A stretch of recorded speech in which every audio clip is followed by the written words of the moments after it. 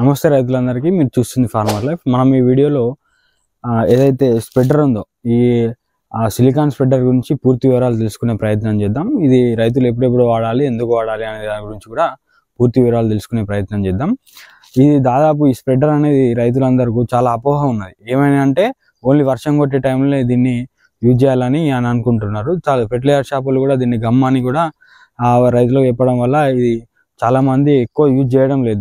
దీన్ని ప్రతి మనం ఏదైతే స్ప్రే చేసుకున్న ఇన్సెక్టిసైడ్స్ కానీ, ఫంగిసైడ్స్ కానీ, హెర్బిసైడ్స్ కానీ ప్రతి దాంట్లో న్యూట్రియన్స్లో కూడా మనం దీన్ని వాడుకోవచ్చు.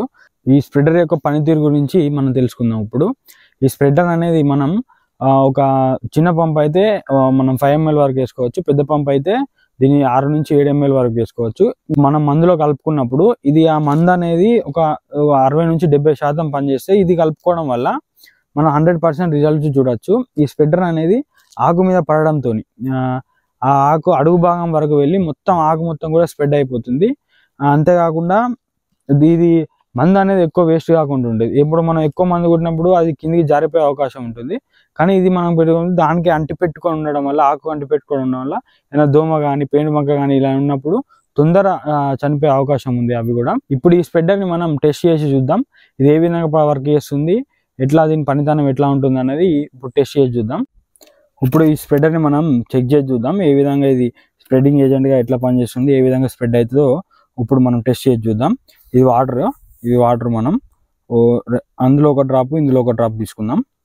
తీసుకొని ఇగో ఇది మనకు ఈ సిలికాన్ స్ప్రెడర్, ఇది ఒక ఏజెంట్గా పనిచేస్తుంది.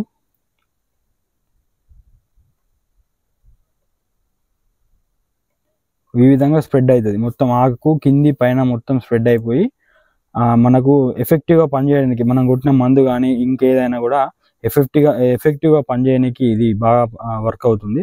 అందుకే ప్రతి రైతు కూడా మీరు ఏదైనా మందు కొట్టినప్పుడు అది ఏ మందు అయినా మంచిదే, ఫెర్టిలైజర్లో కూడా మనం వేసుకోవచ్చు. ఇన్సెక్టిసైడ్స్ కానీ, హెర్బిసైడ్స్ కానీ, ఫంగిసైడ్స్ కానీ దేంట్లోనైనా కూడా మనం ఈ స్ప్రెడర్స్ అనేది యూజ్ చేయొచ్చు. ఎవరు ఓన్లీ వర్షం పడ్డప్పుడే కొట్టాలి, వర్షం పడ్డప్పుడే వేయాలి అనేది ఏమి ఉండదు.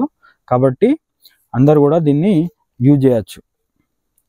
మళ్ళీ ఒకసారి చూద్దాం ఏ విధంగా స్ప్రెడ్ అవుతుంది అన్నది.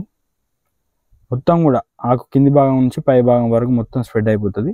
ఇది మొత్తం కూడా ఈ విధంగా స్ప్రెడ్ అయిపోతుంది. సో ఒక చుక్కగా ఎట్లున్నదంటే, మనం ఇప్పుడు తైవాన్ పంపి బట్టి స్ప్రే చేసినప్పుడు ఇది మొత్తం చెట్టు అంతా కూడా వ్యాప్తి చెందడానికి ఆస్కారం ఉంటుంది.